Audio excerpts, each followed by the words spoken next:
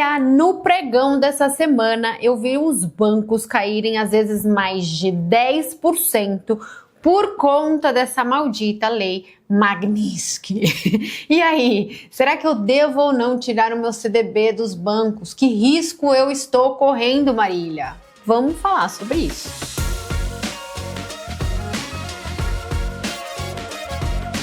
É chato, mas a gente tem que falar sobre isso.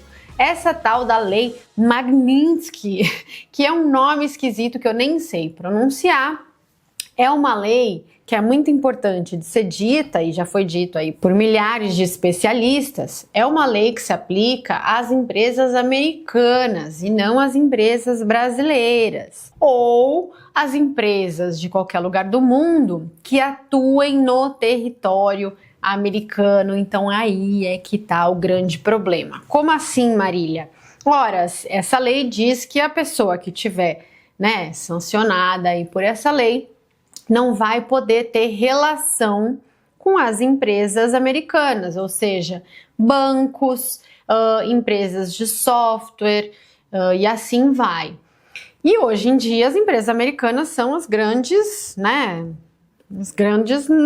campeãs mundiais. Então você tem empresas de redes sociais, como por exemplo a Meta, você tem empresas de nuvem, por exemplo a Amazon, você tem empresas de software, por exemplo a Microsoft, você tem bancos, e todo o sistema financeiro internacional que transaciona muito com bancos americanos. Então a verdade é que é muito difícil você viver no mundo de hoje sem usar algum tipo de empresa americana. Elas são realmente dominadoras aí do espaço mundial. Então quando você tem essa sanção, você não pode, as empresas americanas, elas não podem deixar que você participe aí de nenhum acontecimento específico nessas empresas americanas. Mas os bancos brasileiros, eles transacionam com os Estados Unidos. Então, quando você pega um Itaú, um Bradesco, um BTG, enfim, qualquer banco brasileiro, ele faz exportação e importação, ele faz câmbio, os clientes daqui têm contas lá fora, faz vários tipos de empréstimos e financiamentos, emissões de dívida, enfim, tem uma infinidade de coisas que os bancos brasileiros fazem lá fora. E por isso que no mercado da terça-feira a gente viu os bancos caírem tanto. Então, por exemplo, eu tenho aqui na minha anotação, o Itaú caiu quase 15%. Ele foi o que mais caiu dessa lista que eu tenho aqui. Por quê? Porque o Itaú é líder em transações internacionais. Apesar de a maior parte da receita dele vir, claro, do Brasil, ele é o líder aí de transações internacionais. Então, câmbio, importação e exportação, ele faz muito isso.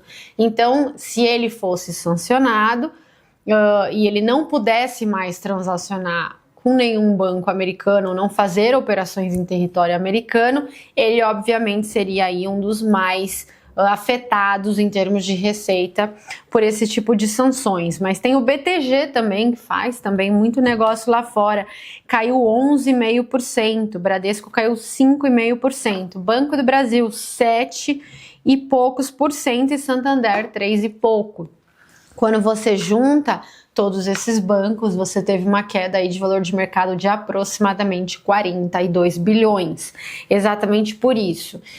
Então, você não podendo fazer essas transações e essas atividades com bancos gringos, você abriria mão de uma parte importante da sua receita, E não para por aí. Os bancos brasileiros também têm relações com empresas internacionais, então com sistema de cloud, com softwares, enfim, e eles também estariam proibidos de funcionar aí nesses outros grandes sistemas, que praticamente inviabilizaria toda a operação.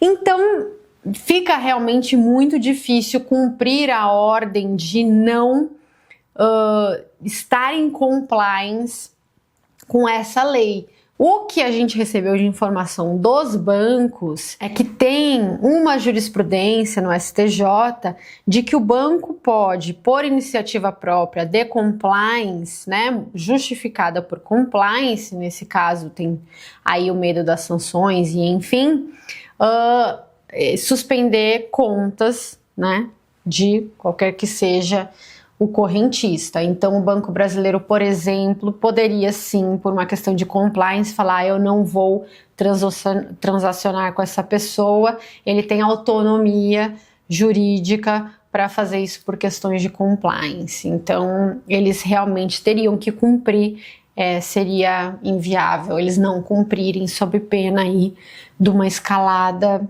generalizada e um possível risco de quebra. Agora, isso poderia gerar uma crise, escalar e o Supremo, enfim, fazer contramedidas de punição também para os bancos locais, isso escalar num nível que você teria uma quebra no sistema financeiro brasileiro? Sim, mas eu acho isso provável, obviamente que não, né? Assim, acho que a possibilidade deles fazerem isso é baixíssima. É o que muita gente fala, né? Aquela lei que não pode ser cumprida, porque senão quebra todo o sistema. Então eu acho que a gente tem um risco no sistema financeiro, sim, mas eu acho que é um risco grande o suficiente para simplesmente não participar do sistema financeiro? Não, uma vez que isso inviabilizaria a operação de absolutamente qualquer banco brasileiro, uma vez que é tudo muito interligado, muito correlacionado. Então, não, eu não acho que tem risco para os seus CDBs. Acho que é uma parte mais política, uma coisa mais de instabilidade, né? Aquele risco que paira, que ultimamente a gente está muito acostumado no Brasil, ver muitos riscos, né? Não tem aquela situação econômica tranquila, que você só depende da atividade econômica, do juro caindo, da atividade melhorando. Não, é muito ruído político, muita mudança de regra, muito ativismo, e isso tudo traz insegurança jurídica e é ruim como um todo, aumenta o prêmio de risco do país. Mas não que isso faça com que eu tenha vontade de não participar do sistema financeiro. Acho que está bem longe disso acontecer. Então, resposta: não. Eu não deixaria de ter meus CDBs, eu seguiria com os CDBs de bons bancos, é claro, de bancos seguros. Acho que a gente segue ainda tendo um sistema financeiro bastante sólido. E quais bancos são esses, Marília? Quais bancos você acredita que são sólidos? Ora, eu te convido a conhecer o Renda Fixa Pro, que é o meu relatório com uma análise de mais de 60 bancos, onde eu falo qual eu gosto, qual eu não gosto e por quê, qual eu acho que você deveria ou não investir, e faço as recomendações. Eu também tenho uma carteira recomendada de renda fixa. Qual título é melhor? É melhor o pré-fixado no momento atual? É melhor o IPCA+? É melhor o pós-fixado? Enfim, quando eu tenho que comprar e vender cada um desses títulos para se aproveitar de todo o mercado e todo o cenário macroeconômico. Então, se você quiser conhecer o Renda Fixa Pro, o link está aqui embaixo e eu espero você no meu Telegram para a gente tirar dúvidas e alinhar toda a parte dos seus investimentos. E se você tiver com medo de alguma coisa, você me manda no Telegram e a gente resolve, tá bom? Muito obrigada a todos, pessoal, e até a semana que vem.